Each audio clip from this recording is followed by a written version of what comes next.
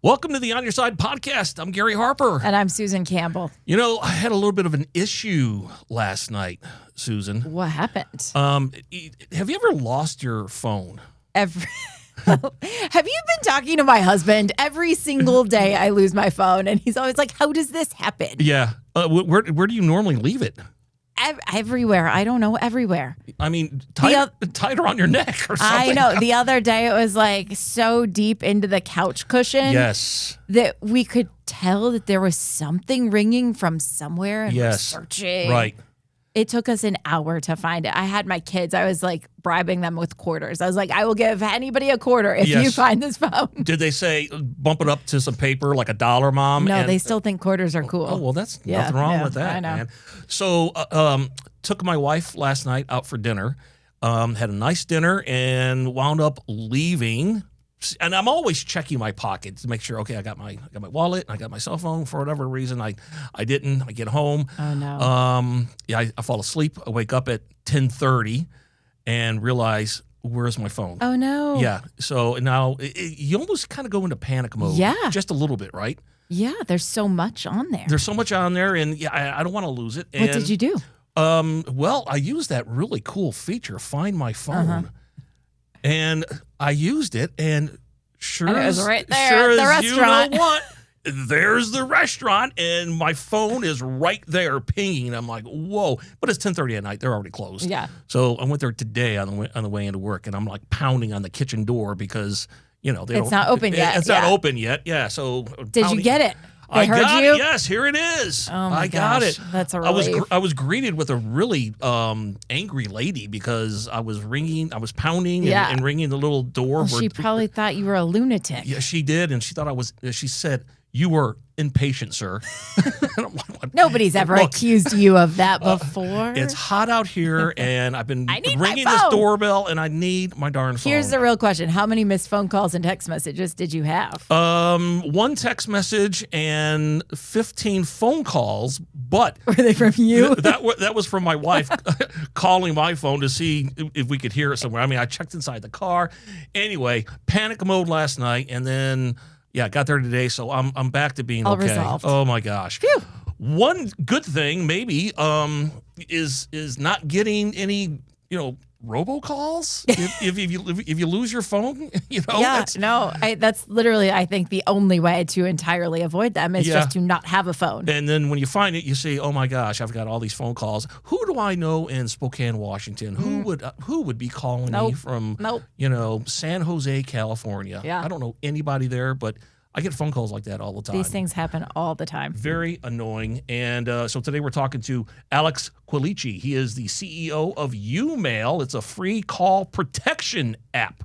How you doing today, Alex? Good. Thank you for having me on your show. You are in this business. How annoying is it for you when you get these robocalls? Well, I use YouMail, so it takes care of blocking all of them. So I actually have a pretty peaceful existence. But the ones that my friends get are what motivates me to keep blocking them and doing things to eliminate them. Yeah, the I can always tell a robocall because it's coming from someone I don't know. They're out of my contact list, and it's a city I've never been to before. And then I pick it up, and then there's, I'm like, hello.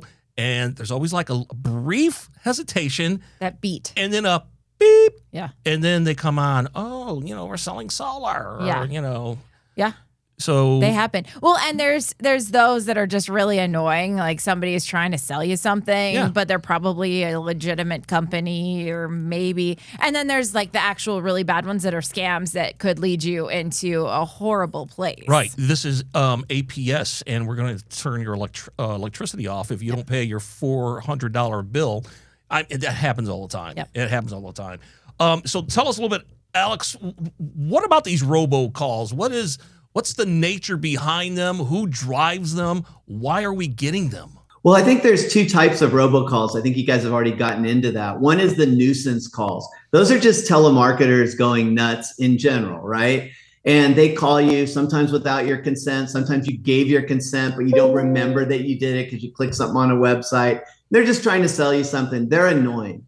The ones that are really bad, though, are the scammers. So the scammers are trying to steal stuff from you, whether it's your identity or your money. And those are the calls that are the worst ones. Those are the ones that tell you, hey, this is Amazon and there's a $1,200 order. We're going to let you go through if you don't press 1 right away. Those kind of calls, which really create a sense of urgency, and people make mistakes and interact with the scammers and then lose money. How many of these calls are actually happening every month, every day? So right now, our estimate is about 700 million scam calls a month. That's everybody in America is getting 2 or 3 a month on average. That's 2 or 3 attempts to scam you. The thing is, it's not even though. Some people are getting 1 or 2 a day. Other people blissfully go through life and never get them. And the scammers are getting targeted.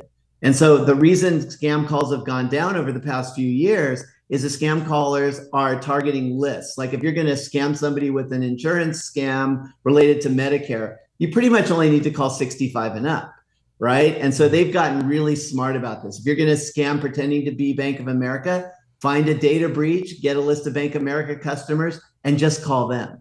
So the calls have gone down, but the ones that are left are much more harmful. I think one of the contributing factors to these robocalls is the sense of urgency. They really kind of make you think that you have to take care of a problem right now. It's that sense of urgency, right, Alex, that kind of catches people off guard?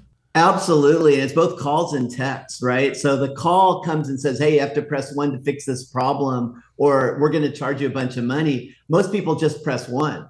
Right. And a lot of times it's even like a live voicemail on an iPhone. You're just reading it. Oh, it's Amazon. Oh, I better press 1. And so that sense of urgency is a killer for people. And it's really hard to get people to overcome that and, take a beat and say, I can probably call Amazon back if it's a problem. I can probably call my bank. Let me just pause and see if this is actually real. One of our producers just showed me a text message she got this morning. It was from, it looked like Amazon. I'll say Amazon in air quotes. And it said there's an important recall alert that you need to know about. And so that is that urgency, right? Yes. Like, did I buy something that was recalled? Did I buy something that could harm me or my family member? I got to know what this is. Yes. And that's a malicious link right there. But that urgency was created because she's racking her brain. Did I buy something in January on Amazon that could possibly be harmful? What did I buy? Well, she, luckily enough, was smart enough, or on top of her game, to realize it was a scam. But it's almost like fishing, right, Alex? I mean, these scammers, they just keep casting the rod over and over again. They're gonna snag people, and if you have 700 million robocalls a month, if you just get 1% of those in scamming people, you're doing quite well. And I think they actually do considerably better. I think at 4 to 5% of those calls get at least some sort of response, right? So people press 1 and start engaging with the scammers. It doesn't mean everybody gets scammed, but they're starting down the dangerous path. So you're absolutely right. And now the scammers are targeting, and they're often using your personal information that they've gotten from data breaches. So if they pretend to be a bank, they may know information about which branch you use, your address, your social security number, even your account numbers. That stuff can convince you very, very quickly that this really is the bank calling when it's not. So they're both making calls, they're targeting, and they're using data to get their scams to work better. Your data shows that overall, year over year, these robocalls, both scams and just legitimate annoying robocalls, have increased. But there is so much technology to block these things. There's so much enforcement to try to block these things. Why is the volume of calls still actually increasing? Well, there's 2 different types of calls, right? So the telemarketing calls are increasing because they're actually really hard to stop and prove they're doing something that's illegal, right? So people will have to make a complaint, say, I didn't give consent. There has to be an investigation. They have to request information. It takes forever to get rid of the telemarketing calls, and they're just going up. Right? They're effective. They're making more of them. The scam calls are going down. That's good news, but they're going down because they're more targeted. They're not calling everybody to find the over 65s. They're calling the over 65s. And it's one example. What happens when you get a phone call and it's from somebody you don't know, and you say... You're literally getting one right now as we speak. I am. It's 303. Well, I don't know. It's going to voicemail. Usually scammers don't leave a voicemail, but I'll be eager to see exactly what this is. It's so funny that we're talking about these and the unknown numbers pop up right here. So like this one, I didn't answer, but let's just say if I do answer a call that I don't recognize and it's a robocall and nobody's on the other end, are they just testing my line or my number to see if it's an active number? In general, what they're actually doing is they're finding a lot of success on getting people to answer, more so than they have people to actually talk to you when you do answer. So remember, the robocallers are calling lots of numbers at the same time. If a bunch of people answer, they may only have one person in the call center available to actually talk to them. And so that pause where they're trying to find a call center rep and they don't, that's why there's nobody there. Tell us a little bit about what you can offer. What is it and how does it work and how much does it cost? So YouMail is a free call protection app. For free, we have a list of the known bad guys, the known bad numbers, and we just block them for you so they can't ring your phone. If they leave a voicemail, we label the voicemail as, hey, this looks like a scam voicemail or this is spam. That's a free service. We have a paid service that actually does more. It gets you scrubbed from lists. It actually has a CAPTCHA, so robocallers would have to press a button to get through, which is a great filter that prevents that. And we can even give you a second phone number. So you give that phone number out instead of your cell phone, which helps on lessening the telemarketing.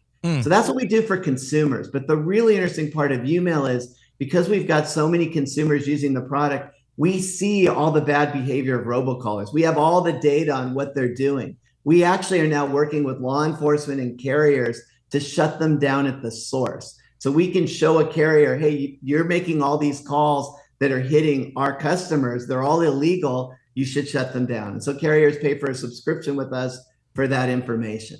So we think the only way to stop the problem is at the source, tackling it when people are making the calls. And it's really getting to be too late when it's hitting the phone. I mean, isn't it like, here today, gone tomorrow? So let's just say you shut down a number or you expose it for being a scam. Can't these scammers just, use another number or use something very quickly, just kind of get around your hurdle?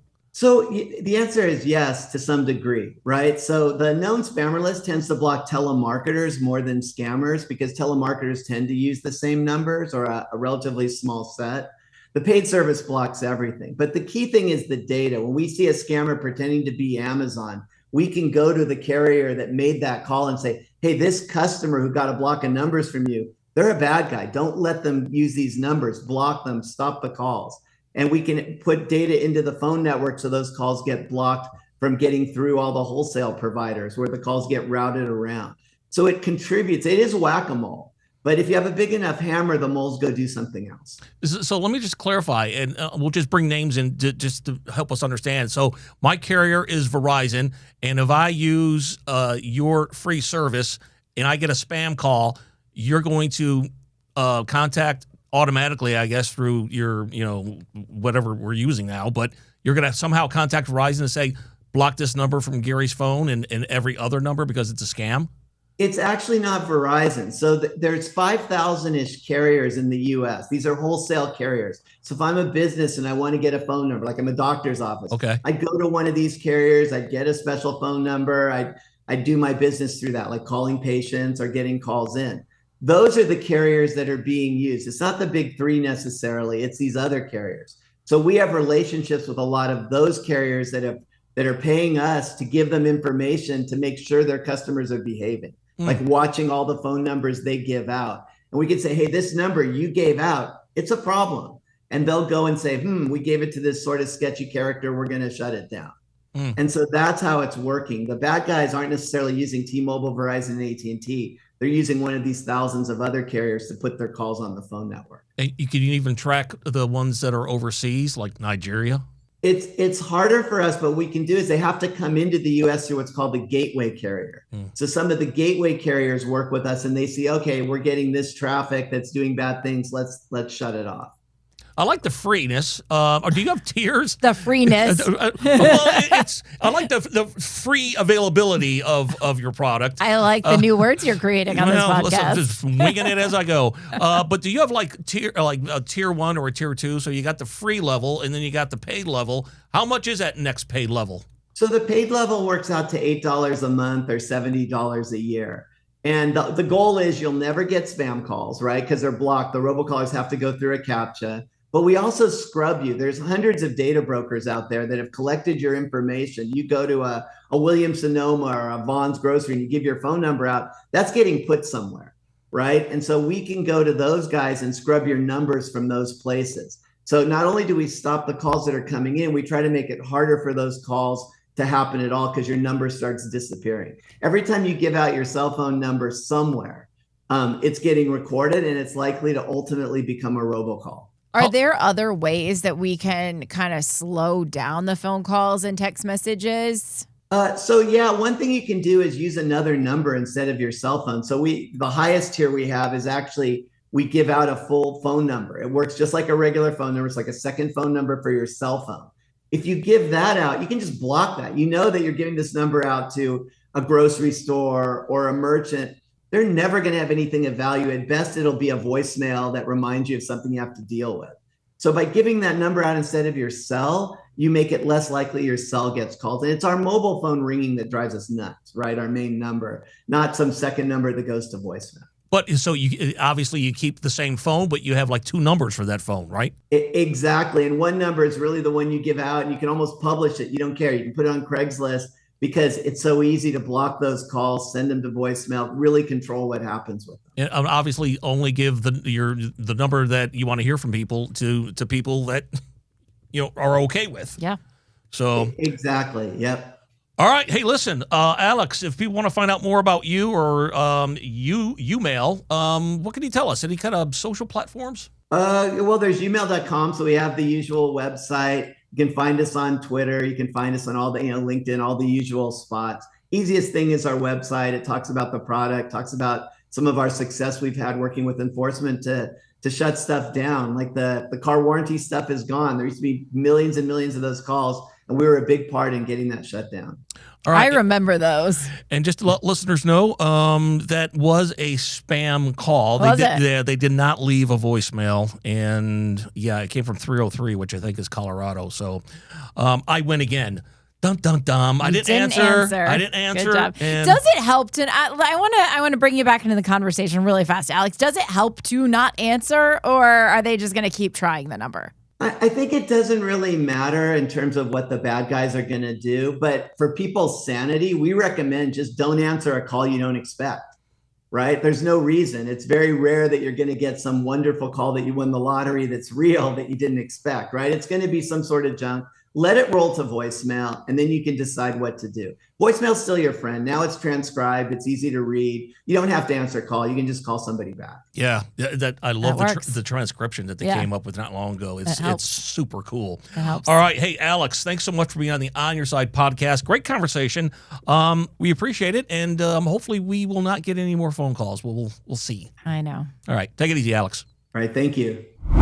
All right, great conversation. The robocalls, they're not going away completely. We're still going to get them, but it's nice to know that there is a way out there to kind of like prevent maybe a lot of them, if not all of them. Yeah, I think the key is slowing it down, and I think the key that he just said is you can take control of it. You don't have to answer. Just let it go to voicemail if you do get those unknown numbers, right? Mm-hmm. Even if it's showing up as caller ID. We know some numbers are spoofed now. Yes, exactly. Just let things go to voicemail if you're not expecting something. If you're not expecting a phone call from your bank, don't answer. Yeah, right? they're not going to call you. It makes sense. But hopefully our listeners kind of got something out of this and don't answer the phone. Well, and you know how annoying those can be. Like anytime you bring up robocalls, people are automatically like, ugh. Yeah. Let me tell you about the one I just got, right? I know. They're crazy ones. All right. Until next time, all right?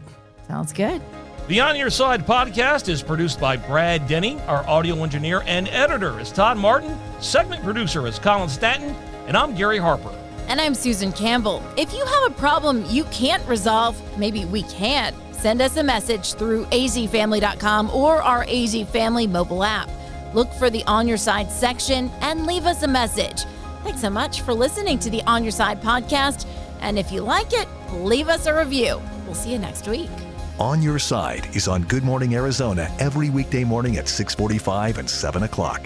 And every weekday evening on Good Evening Arizona at 4 and 5 o'clock. You can also catch it on Arizona's Family News at 9 on 3TV every weeknight.